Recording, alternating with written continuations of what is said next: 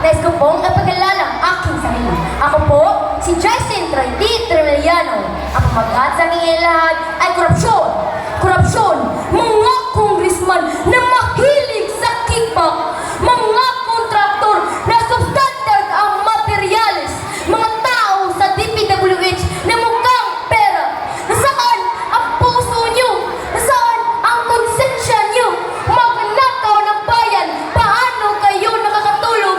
Mahiya naman kayo! Perlas ng silanganan, nilubog sa kasakiman. Mahiya naman kayo! Dumating din ang araw ng paniningil.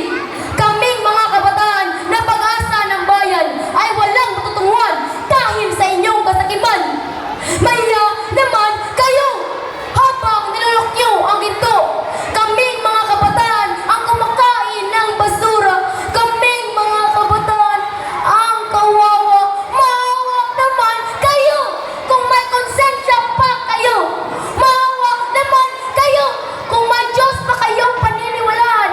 O Panginoon ko, gobyernong sindikato, nasaan ang hostesya? Buhay ng mahirap, ginagamit nyo lang pala.